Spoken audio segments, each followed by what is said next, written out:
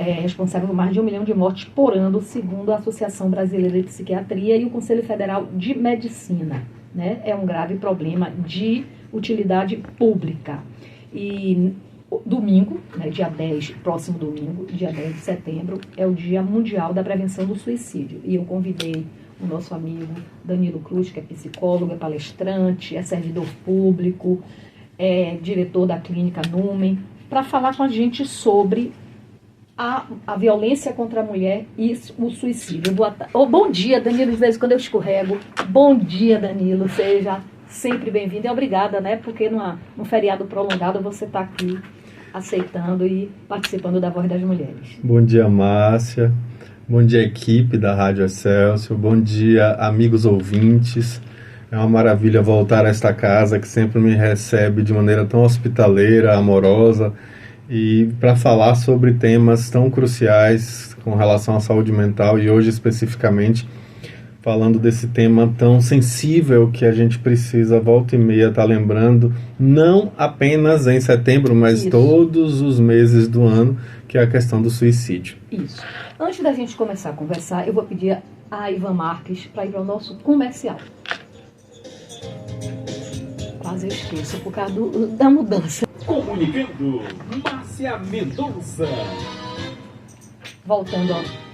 Voltando, né, ao nosso tema, né, de acordo com a Organização Mundial de Saúde, o suicídio é uma das maiores causas de óbito, né, no planeta, inclusive matando mais do que o HIV e o câncer de mama, né? E Setembro Amarelo, aproveitando que Danilo falou, né, é uma campanha voltada para a prevenção, mas que deve ser abordada, falada, deve ser, atividades devem ser desenvolvidas o ano todo para a prevenção do suicídio, né, Danilo? Exato, Márcia. É importante a gente lembrar uma coisa que eu falo, desde o ano passado eu tenho falado sobre isso. Existem estudos científicos de acompanhamento desses anos todos de campanha de Setembro Amarelo que estão comprovando matematicamente de que a campanha do Setembro Amarelo não está funcionando. Por que que não está funcionando? Primeiro, porque a gente acaba trazendo para uma época específica do ano para abordar esse assunto, que é um assunto para ser abordado o tempo inteiro. Segundo, que infelizmente a gente tem visto uma certa superficialidade no tema. A gente vê gente publicando nas redes sociais: pode falar comigo no privado, meu direct está aberto. E a pessoa não tem um treinamento profissional para uma coisa que é difícil para os próprios profissionais, quanto mais para quem não recebeu treinamento para isso. Para algumas pessoas que falam sobre o assunto, dizem justamente que elas se sentem mobilizadas nessa época porque ativam-se gatilhos nelas quando o assunto vem trazendo uma abordagem muito superficial. Ou seja, existe uma gama de fatores que precisam ser levados em conta. Então, assim, é importante se falar sobre o assunto, é importantíssimo, a gente precisa falar muito sobre esse assunto, mas não apenas em uma época do ano.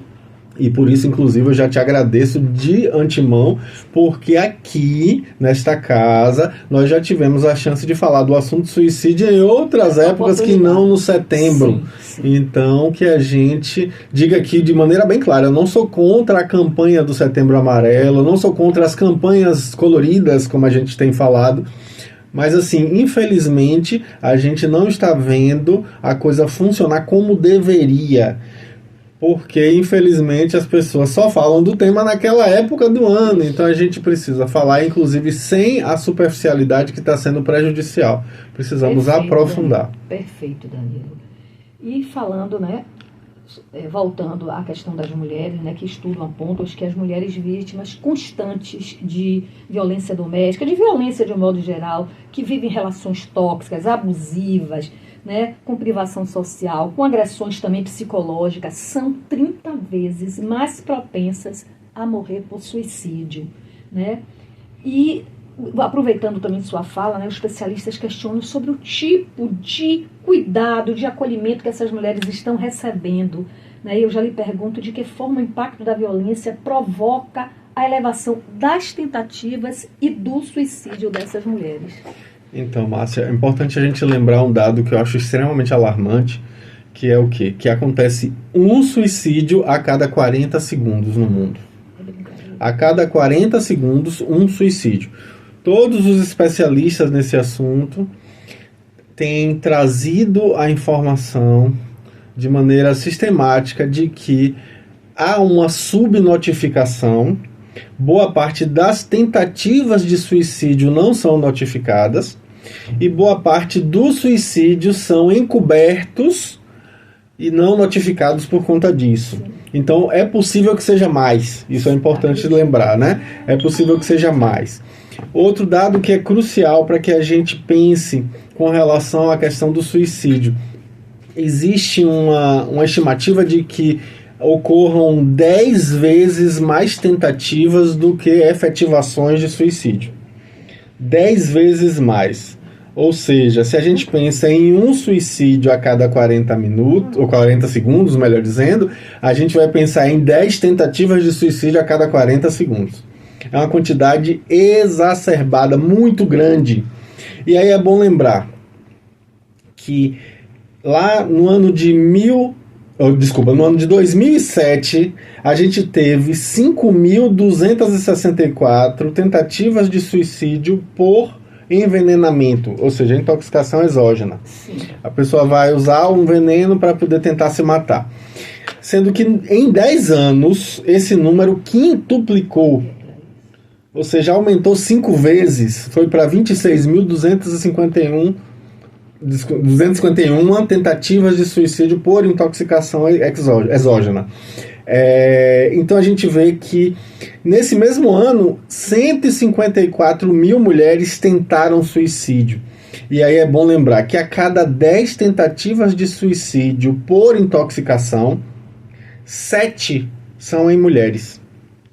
A cada 10, 7 são em mulheres. É um dado muito importante para que a gente leve em conta o quê? Que há um fator de risco muito, muito importante estatisticamente, que é a violência de gênero. Sim, sim, sim.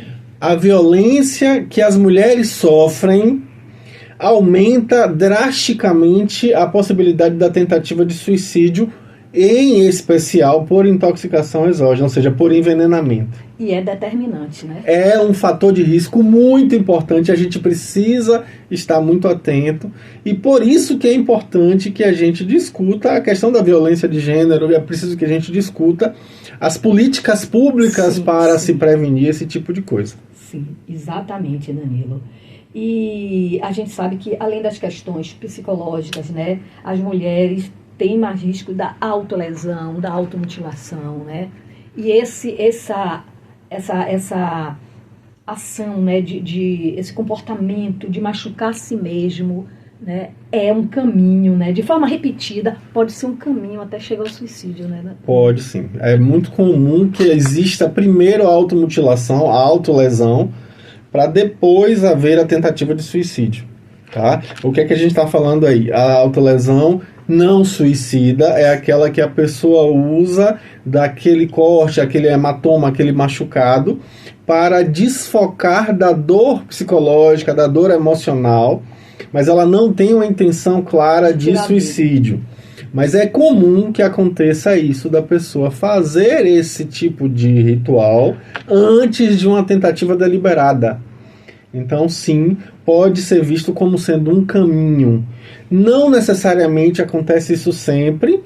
Às vezes a pessoa nunca teve nenhum tipo de tentativa de autolesão, nenhum tipo de automutilação e tentou suicídio. Isso também pode acontecer. É mais raro, mas também pode acontecer.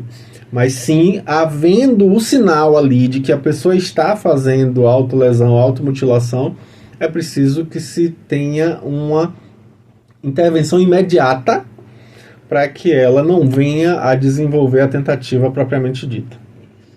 Mandando aqui um abraço para Antônio Sá, de Candeias, que disse que está ligadinho aqui no programa. Rita também de Pau da Lima. Edna está mandando um abraço para você e para mim.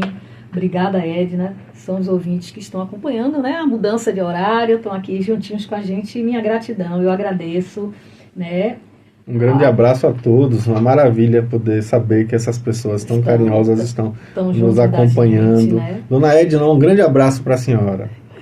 E Danilo, é curioso nessa informação de que mulheres mais novas e as mais idosas, ou seja, acima de 60 anos, que sofrem violência de gênero, né, tem mais chance de morrer por suicídio.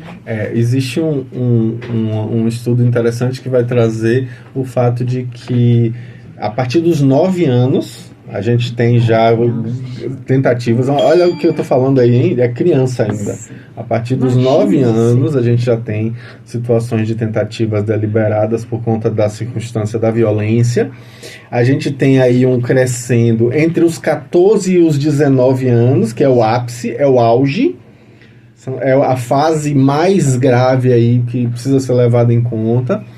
Temos também um certo pico quando chegamos por volta dos 26 anos de idade, e aí depois isso decresce e volta a subir já na terceira idade, a partir dos 60 anos. Então sim, a gente tem faixas etárias onde o risco é maior. O risco envolvido aí, eu estou colocando aqui de maneira clara, que a gente está falando entre o fator de risco, violência, e aí geralmente a violência doméstica, a violência de gênero, como a gente está falando até então, né? Que as mulheres sofrem, e a questão da idade. Fazendo essa comparação, a gente vai perceber que existe aí um acréscimo de fator de risco. E aí a gente percebe, né, que infelizmente temos, né, um impacto demasiado nessas faixas etárias extremas, né, da infância e na terceira idade, porque a mulher se vê vítima de violência nessas faixas etárias é algo mais sensível. Sim. É algo sentido de maneira mais especial, e por isso a tentativa de suicídio como sendo uma forma de fugir a esse sofrimento, já que não sente que é possível resolvê-lo. Então aí tem essa circunstância. Só que a gente tem, é preciso a gente deixar isso bem claro, estratégias de apoio, de amparo à mulher vítima de violência, e precisamos usufruir desse tipo de serviço, tanto na área de saúde quanto na área de assistência social. Precisamos buscar isso aí. Os CREAS, que são os centros de referência, né, de atenção social aí para as pessoas, que no caso é referência especializada em atenção social, em assistência social às pessoas que são vítimas de violência. Elas podem buscar apoio nesses centros. Elas também têm nas unidades de saúde a possibilidade de ter apoio, de serem encaminhadas para os lugares adequados. A gente tem aqui próximo, inclusive, no Instituto Pedro Melo, ali do lado do Viver, né? do Instituto Médico Legal, né? O Loreta Valadares, que também trabalha, e tem o Viver lá dentro também. Então, sim, temos formas de apoio, de amparo. A mulher que se vê vítima de violência em qualquer faixa etária pode buscar esse tipo de amparo, esse tipo de apoio, que ela vai ter um respaldo. Eu sempre falo aqui com relação os centros de apoio à mulher, falando do Loreta Valadares, né? Que a gente traz a secretária, a gente traz coordenadoras da Secretaria de Políticas para as Mulheres do Estado, da Prefeitura, e falando do município, que você pode procurar o centro. Não é para você fazer um boletim de ocorrência, não é para você entrar com um processo, para você ser acolhida, você, né, conversar, você ser ouvida. É tão importante. Ser, né, orientada. Ser também, orientada. Né? Isso é importantíssimo. Isso. Sônia Barbosa disse que está elogiando você, Danilo, e dizendo que também está ligadinha. Também são ouvintes que estão aqui. Grande abraço, Sônia, maravilha. Voltadas para o nosso programa, e eu fico feliz, né, que as pessoas estão acompanhando. Rosa diz: Danilo, companheiros ceifam a vida de suas mulheres por motivos torpes. E esses mesmos agressores as levam a tirar suas próprias vidas. É esse machismo que mata de todas as formas. Precisamos desconstruir essa cultura cruel. Obrigada, Rosa. Rosa também. Eu digo, Rosa, como já falei outras vezes aqui no programa, que esse machismo não mata só as mulheres, não, os homens também, viu, Rosa? Sim. o machismo tem levado homens ao suicídio também, tem levado homens a sofrimento psíquico. O machismo tem trazido problemas severos, não só para as mulheres, principalmente para as mulheres. Não desprezando isso, porque isso é importantíssimo que a gente frise. Principalmente para as mulheres. Mas também os homens sofrem com isso. Também os homens, e eu não estou falando homens que não sejam cis, homens que sejam, no caso, pessoas com outras orientações sexuais. Não, eu estou falando aqui de situação em que homens que se dizem heterossexuais, cis, têm o mesmo impacto, porque eles também sofrem por conta disso. A gente vê que o machismo tem matado, mas os homens que morrem mais cedo, porque não buscam cuidado, porque acham que essa coisa de mulher, ficar procurando médico, procurando doença, isso é machismo também, isso tem matado muitos homens. Sim.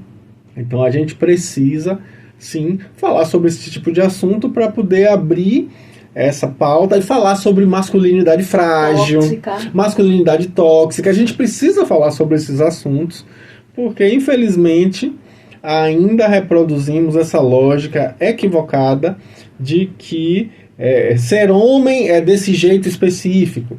Aí eu tenho um grupo, Márcia, recente, não tem muito tempo, deve ter 2 meses, mais ou menos, que começou, um grupo de apoio, no caso, um grupo terapêutico lá no CAPS que eu trabalho, no São Caetano, é o grupo Masculinidades. Acontece às sextas-feiras à tarde e a gente tem a oportunidade de discutir como é ser homem na sociedade atual.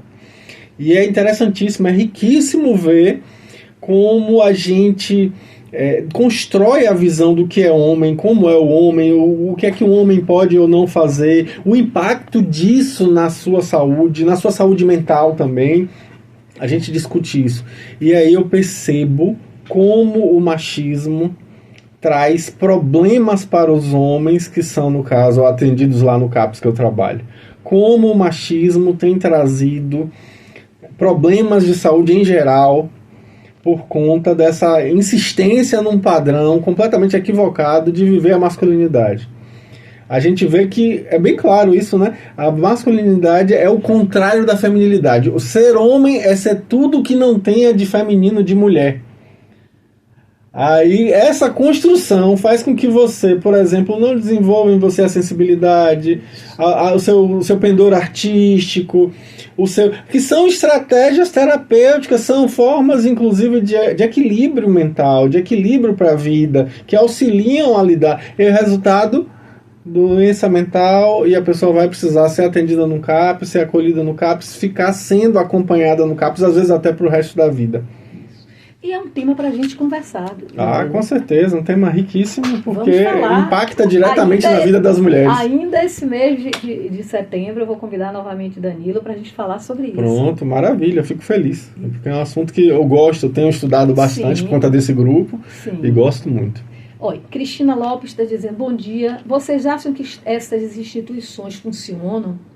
Notícias há pouco de um fugitivo que matou a mulher, é considerado fugitivo, quem morre perde a vida. A Cristina, funciona, sim. São as brechas da lei, é a lei, não pode ficar preso porque não foi pego em flagrante, mesmo que tenha confessado. Isso aí são as brechas da lei, mas a gente vai falar até sobre isso semana que vem, mas a gente espera, ele está sendo procurado, que ele seja encontrado e que ele pague, né? A gente fala pague no sentido de justiça mesmo, né, pelo ato, por ter tirado a vida de uma mulher. Eu entendo você, Cristina. Percebo que realmente é algo grave, é algo sensível. A gente precisa falar sobre esse assunto. E eu percebo que há uma grande preocupação com relação ao funcionamento das instituições, só que o que talvez acalente o seu coração, como acalenta o meu, Cristina, é o fato de que essas são exceções. Sim. O fato de serem exceções ajuda com que a gente consiga ainda assim manter a fé, construir que as instituições sejam respeitadas e a gente consiga que a justiça seja feita como deve ser. É isso. Viu, Cristina? Obrigada pela sua participação, mas semana que vem provavelmente a gente vai conversar sobre isso, que é algo também que impacta, né? Eu como comunicadora, posso até dizer assim, que militante no sentido de, né, dos direitos da mulher feminista, e dentro de uma rádio, de uma emissora católica, de uma emissora evangelizadora, mas também comprometida, né, com as questões de direitos humanos, eu fico também muito triste, né? Ontem, quando eu vi, hoje pela manhã também ouvi algo sobre isso, né, e até passou a foto da vítima, e eu fiquei muito triste com isso também, muito impactada, né? Mas é como o Danilo diz, o que acalenta a gente é que são exceções, não é? Sim, e falando, Danilo, em algo importante, né, que sempre a gente que você vem aqui, eu peço a você para falar a respeito, mas que eu acho que a gente tem que estar lá, como você diz, o ano inteiro e sempre. Quais os sinais dados pela vítima que devem ser observados?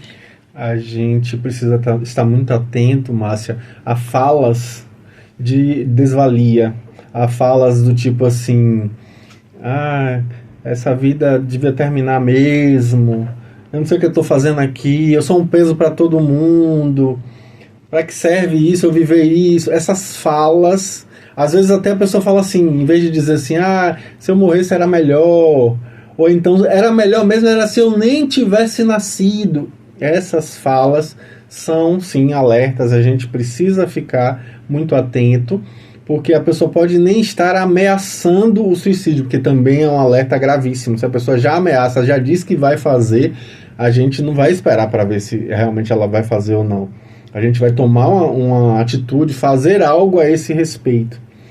Fazer com que a pessoa busque ajuda, conduza ela a essa ajuda. Não fique esperando, eu dei o número. Não fique esperando, não. Vá, faça, busque. Né? Vá atrás, junte ali, procura um profissional de saúde, alguém que possa ajudar. Na atenção básica, a gente já vai ter um amparo com relação a isso, eles vão fazer os encaminhamentos necessários. Se for um caso para ser atendido em CAPS, porque, como eu sempre falo aqui, CAPS só atende pessoas com transtorno mental severo e persistente. Então, não é qualquer pessoa que é acompanhada no CAPS, isso vai ser avaliado no primeiro contato, no chamado acolhimento. A gente vai ter a chance de ver se é o caso para ser acompanhado em CAPS ou não. Mas aí, sim, casos de suicídio, casos de tentativa de suicídio são atendidas em CAPS. Então, a gente vai ter ali o amparo que a pessoa precisa. Mas é também preciso olhar a questão social, a questão de ter companhia. Não adianta a gente querer ajudar alguém, a pessoa está sozinha o dia inteiro. Não adianta, a gente vai ter que dar um suporte para que essa pessoa esteja amparada. Exatamente, fortalecer essa rede de apoio, diminuir os fatores de risco e aumentar os fatores de proteção. Isso pode ajudar. Alguns gatilhozinhos também são importantes, a questão do alcoolismo, uso de drogas. Isso é indício, isso é um fator de risco importante. Desemprego recente é um fator de risco altíssimo para suicídio. Isso aí é um dado muito importante. Ruptura de relacionamento, luto, momentos de luto são também fatores de risco graves. E a gente precisa sempre estar atento. Datas significativas, a exemplo de data de aniversário, Natal, Ano Novo, são datas em que o risco aumenta. Então a gente precisa estar sempre atento a isso, para poder dar o amparo para a pessoa conforme o que ela necessita, conforme ela tem ali como sendo a sua característica, a sua singularidade sendo respeitada, né? As suas particularidades sendo levadas em consideração. Cristina diz que viram a facilidade, falando do feminicida, dele sair da prisão, mas é isso, é a questão da audiência de custódia, é a lei, Cristina, mas ele vai ser pego. A polícia vai achá-lo e ele vai pagar, né? Quando a gente fala pagar, né? Ele vai responder, mais do que pagar, vamos dizer assim, ele vai responder na justiça. Francisco Santos, bom dia, Francisco, obrigada, acompanha lá de Portugal. Senhora Márcia Mendonça, como sempre, um excelente tema, conduzido com maestria. Obrigado, Francisco, maravilha saber que tem gente de Portugal acompanhando a gente, é muito bom. Está lá do outro lado, né, acompanhando a gente. Muito obrigada, Francisco. Danilo, uma coisa, né, que a gente já falou também, né, até nos bastidores, com relação a que o suicídio já foi tabu, né, a mídia não podia noticiar, divulgar, né, Mas eu acho que invisibilizar também, eu acho que é uma forma de invisibilizar também o sofrimento daquelas com pessoas com ideação suicida, né? E aí isso dificulta a prevenção, a procura pelo tratamento. Você concorda? Concordo. O que é que acontece, Márcia? Existe uma coisa que é estudada no mundo todo chamada efeito Werther. O que é o efeito Werther? A história do jovem Werther, as peripécias, as aventuras do jovem Werther, foi um texto escrito por Goethe, na Alemanha, em que ele tinha a intenção de diminuir a incidência de suicídios na sua cidade, e ele escreveu esse livro. Só que o que aconteceu foi o contrário. O livro, de certo modo, inspirava os jovens de maneira irresponsável, irrefletida, de maneira impulsiva a cometerem suicídio. Por quê? Porque, de certo modo, acabou-se percebendo que o livro de Goethe levava a uma certa romantização do suicídio. Então, percebendo isso, as associações de saúde mental, de psiquiatria, de psicologia, têm orientado a mídia a evitar o detalhamento dos fatos com relação à questão do suicídio, justamente para que não haja essa romantização e com isso não se inspire jovens irrefletidos, irresponsáveis, etc. e tal, a cometerem também o suicídio. Então, é preciso que a gente tome muito cuidado para não criar uma ideia de que não, é maravilhoso, porque é uma morte nobre, aquela visão equivocada com relação ao suicídio, porque sim, acontece de que quando a coisa é muito noticiada, quando a coisa é muito falada, muito abordada, e inclusive de um jeito emocional, a gente vê que a incidência de suicídio aumenta. Mas com isso a gente quer dizer o quê? Que não haja essa romantização, mas ao mesmo tempo é importante que a gente fale a respeito desse tema. Então não é para haver também um silêncio, uma invisibilização, como você falou. Né? É preciso que a gente fale e aborde o assunto de maneira madura e explicando ali que realmente a situação poderia ter sido vista de outra maneira, poderia ter sido enfrentada de outra maneira. Então, com esse outro olhar, a gente vai levar a outras pessoas que tenham ali uma reverberação, tenham ali uma ressonância, uma identificação com o caso, para elas perceberem outras formas, outras estratégias de enfrentamento e assim conseguirem realmente uma melhora na sua vida, uma melhora na sua qualidade de vida. Porque no fundo, Márcia, ninguém quer morrer realmente. Não. As pessoas querem, na verdade, matar o seu sofrimento, matar a sua dor. Isso, perfeito. Nós vamos rapidinho para o nosso intervalo comercial, voltamos daqui a pouco. Estou conversando com Danilo Cruz. Danilo Cruz é psicólogo, é palestrante, é escritor, é servidor público, né? Ele trabalha no CAPES, em São Caetano.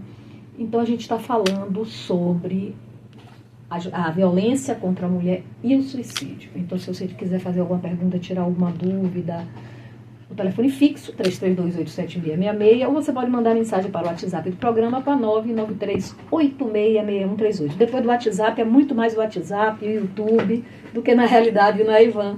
Telefone. Deixa eu ver aqui quem foi. Vânia.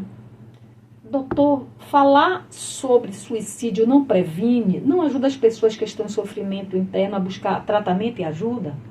Previne, Vânia. Previne sim. Só que não descrevendo como foi o suicídio de fulana, sim, ou qual foi o motivo do suicídio de Beltrano. Não é isso, entende? A questão é falar sobre o assunto, ajuda a prevenir, ajuda a evitar. A pessoa, quando fala, inclusive, sobre a sua ideação suicida, sobre o seu desejo de morrer, o seu desejo de se matar, ela está ali simbolizando a sua dor, em vez de passar ao ato, em vez de dramatizar pessoalmente aquilo, ela verbaliza e, com isso, simboliza a sua dor, sua angústia, o seu sofrimento. Então, isso é importante, isso é crucial, isso faz toda a diferença. Então, sim, previne. A gente precisa, sim, falar a esse respeito. E como eu disse, vou repetir sempre que necessário, não só no mês de setembro, precisamos falar disso o ano inteiro. Precisamos que esse assunto esteja em voga sempre, porque não adianta, as pessoas não se matam só em setembro. Então é preciso que a gente transcenda essa lógica de falar sobre isso só nesse mês do ano. Não, a gente precisa realmente trazer esse assunto à baila sempre. E sempre que possível, Márcia deve perceber isso, eu trago isso de novo, porque isso é importante. Tenho vindo aqui no programa pelo menos uma vez no mês, e sempre que possível a gente acaba indireta ou diretamente falando sobre a questão do suicídio também, envolvendo os outros temas para os quais nós somos convidados a vir. E um assunto, né, um particular, né, uma peculiaridade, digamos assim, e que você também já falou, a maioria das pessoas que tentam ou que tiram suas próprias vidas tem transtorno mental, né? Sim, Márcia, isso é importantíssimo ser dito. A gente percebe que, para a Organização Mundial de Saúde, 90% dos casos de suicídio são suicídios evitáveis. Poderiam ter sido evitados, porque esses 90% são de pessoas com transtorno mental que, se tivessem o tipo certo de amparo, o tipo certo de apoio, elas não teriam tentado. Então isso aí é algo que chama muita atenção, e chama atenção inclusive para que a gente fomente, estimule políticas públicas de saúde mental, políticas públicas para darem o amparo, o apoio, para que as pessoas consigam ter ali um cuidado na área da saúde mental. Precisam ter serviços, precisam ter profissionais devidamente habilitados e também, obviamente, devidamente remunerados para fazer isso. E, infelizmente, o nosso poder público não está ainda atento a isso, como muitas vezes se propagandeia por aí. É preciso que a gente tome cuidado, né, porque, infelizmente, as propagandas são muito distantes da realidade do dia a dia. Eu trabalho no SUS, no dia a dia, com saúde mental, já há 19 anos, então eu sei como é isso, né? Eu vivo essa realidade, então é preciso que a gente amplie aí o olhar para que traga verdadeiramente a necessidade de cuidar da saúde mental das pessoas. 90% das pessoas que se matam poderiam ter sido ajudadas antes. Então, isso é importante. Eliette está dando bom dia a Márcia Mendonça. Eliette hoje é Ivan, devia ser Jeová, mas é Ivan, Danilo e ouvinte. Doutor Danilo e ouvinte. Doutor Danilo, é muito triste uma mulher passar por inúmeros momentos difíceis em sua vida, a ponto de não suportar, não mais aguentar, dando fim à sua vida pelo sofrimento que ela vivencia diariamente. Eliette Ribeiro. Obrigada, Eliette. A Eliette também está, assim, sempre ligadinha aqui com a gente. Eliette, eu também fico consternado com isso. É algo importante para a gente falar, né, da dor da pessoa e está sendo vítima de violência e não conseguir ver uma perspectiva para isso acaba aumentando aí o risco, aumentando a quantidade de ideação suicida. A pessoa passa a ter ideias a respeito disso. E sim, precisamos ajudar essas mulheres de maneira que elas consigam enxergar uma outra perspectiva, ter um outro olhar para essa situação, para resolver essa situação. E assim a gente aqui está tentando fomentar essa cultura de paz, essa cultura em que as mulheres sejam protegidas realmente dessas situações, dessa masculinidade tóxica, e com isso a gente consiga diminuir esse suicídio, principalmente da parte delas, mas não só delas, a gente falando sobre todos os casos de suicídio. Pois é, Edna falou que a gente ainda não mencionou com relação à família. Mas é uma pergunta que eu ia fazer, Edna, né? A Danilo, que como a família, os amigos, os colegas, ou seja, a sociedade, quem está próximo, uma rede de apoio, pode ajudar aquela pessoa que perdeu, né, a esperança para o futuro, né, que pensa de uma forma errônea sobre o suicídio, achando que é a solução, né? Melhorar esse estado de desânimo, dar esse amparo, incentivar a buscar ajuda. Então, o que é que a gente percebe que a família pode fazer? A família sempre é um respaldo importante. A família, inclusive, está dentro daquela lógica que eu falo aqui de vez em quando, Márcia, quando não é parte da solução, é parte do problema. Então, a família precisa ser parte da solução. A família precisa realmente ser parte da solução nesse caso, perceber que existe ali uma questão que precisa ser olhada. Infelizmente, a gente vê pessoas viverem dentro do mesmo lado, do mesmo teto, e não conversam sobre o que estão vivendo, o que estão sofrendo, e têm dificuldade com relação a expressarem as suas dificuldades, as suas limitações, as suas angústias, e é justamente esse ambiente da família que precisa ser o maior amparo, o ninho, né? O cuidado ali que a pessoa precisa. Então, que a gente tenha, né, no âmbito familiar, esse amparo de escutar, de dar o apoio, de dar o suporte, de mostrar possibilidades, e em identificando uma situação realmente séria, que a pessoa busque ajuda, que a pessoa leve o outro que está necessitando a essa ajuda. Isso é importantíssimo, que a gente tenha, assim, um olhar não de ficar, como é que eu digo, contemporizando, botando panos quentes. Não, é bobagem, não vai dar em nada. Essa história pode conferir, vai dar em problema lá adiante. Então, para evitar qualquer tipo de problema mais grave, é melhor fazer com que a pessoa tenha um amparo. Se for necessário um cuidado profissional... eu fiquei na dúvida se é necessário um cuidado profissional, então procura o cuidado profissional. Se tem a dúvida é porque vai ter uma necessidade. Então procura o cuidado profissional para poder ter esse amparo. Danilo, a gente tem 2 minutinhos. Eu queria fazer 2 perguntas. Uma pergunta é: qual o risco do suicídio tentado, dele ser consumado? Existe um risco muito, muito aumentado. Quando a pessoa já tentou suicídio uma vez, a chance é enorme de que ela tente novamente. Então, esses casos são os casos que a pessoa precisa de um acompanhamento profissional intensivo ali próximo o tempo todo. Sim. E uma outra coisa importantíssima, nós estamos numa rádio católica, né? A maioria dos ouvintes são cristãos católicos, né? A gente prima pela fé. Então eu lhe pergunto, como a fé, a religiosidade pode ajudar a transformar a ideação suicida em esperança, em mudanças, né, de uma vida melhor? Pode ajudar muito, a depender de como a gente conduz essa circunstância. É sabido que religiosidade e espiritualidade são fatores de proteção em relação ao suicídio. Sim. Quem tem vivência real de religiosidade e espiritualidade tem chance menor de ter de suicídio. Só que aí é que tá. Às vezes a gente vê que as pessoas confundem religiosidade com religião. Às vezes a pessoa está ali na religião apenas como um culto externo e não vive internamente essa religiosidade. E segundo lugar, às vezes a pessoa está tão presa à lógica religiosa que fica presa a dogmas e preconceitos que vão ser um problema. Qual é o problema, Márcia? Isso é falta de Deus. Essas falas pioram tudo.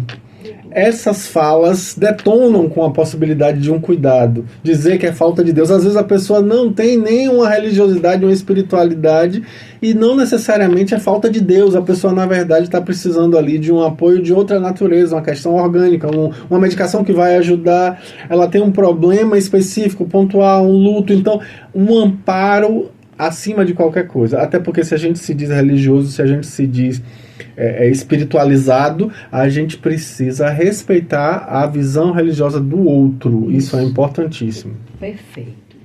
E finalizando, Valdelice Andrade, bom dia, Márcia. É muito triste quando acontece o suicídio. É bom que a família fique atenta. Sou sua ouvinte de todos os dias. Amei esse horário. Que maravilha. Seja bem-vinda. Gratidão, Valdelice Andrade. Um grande abraço, dona Valdelice. E assim, vou me despedir.